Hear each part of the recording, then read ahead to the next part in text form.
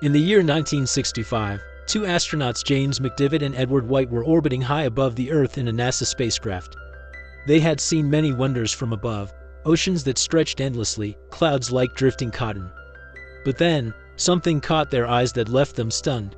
In the heart of the vast, barren Sahara Desert was something impossible.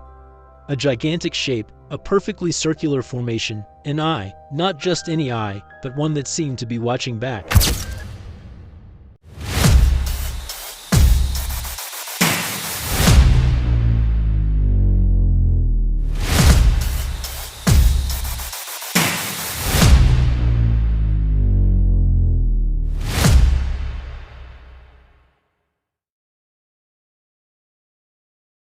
This was the first time humans had spotted what we now call the Eye of the Sahara, stretching over 265 kilometers in length and 70 kilometers in width.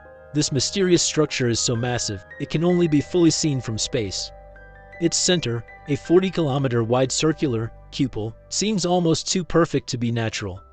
Scientists named it the Richat structure, but no one could explain how it came to be. Then came an even stranger twist. Ancient Greek and Roman maps created over 2,000 years ago marked a place called Atlantis. A lost city built in perfect circles, with water flowing between them. And guess what? The descriptions, the size, even the location matched. Could this be the fabled city of Atlantis?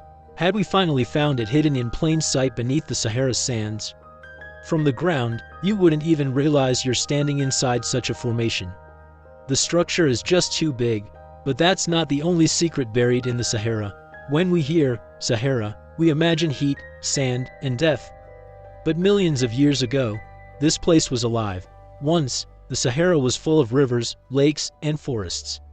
It was the size of the entire United States and it was green. Fossils of trees and ancient plant life have been found buried under the sand. Proof that this desert was once a paradise. Around 6,000 years ago, Earth's tilt shifted slightly, changing the monsoon patterns. The rains disappeared, rivers dried, forests turned to sand. Nature slowly took back what it had once given. Only the Nile survived. It cuts through 11 countries and continues to flow through the Sahara, feeding life where there should be none. To the ancient Egyptians, this was a sacred mystery. But the Sahara holds more wonders. In Egypt lies the White Desert, where blinding limestone pillars rise like frozen waves. They weren't carved by hand, but by millions of years of wind and time. Long before this desert existed, it was covered by a massive sea. The Tethys Ocean. When it dried up, it left behind thick limestone shaped by wind into surreal formations.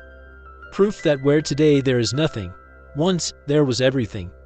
Even deeper in the desert, in the Ennedi Plateau, nomads found shelter in caves. Their walls are still painted, with cows, lions, and green landscapes. They lived in a Sahara that no longer exists. And then, there's the mysterious glass in King Tutankhamun's necklace. It's not found anywhere else on Earth.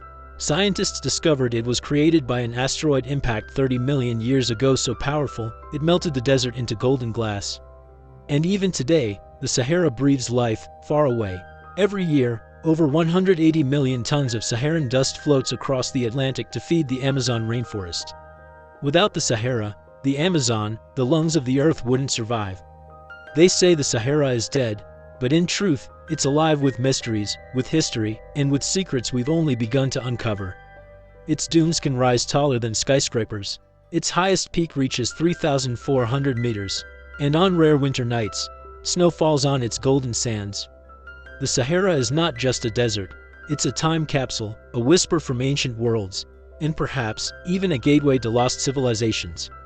This was the untold story of the Sahara,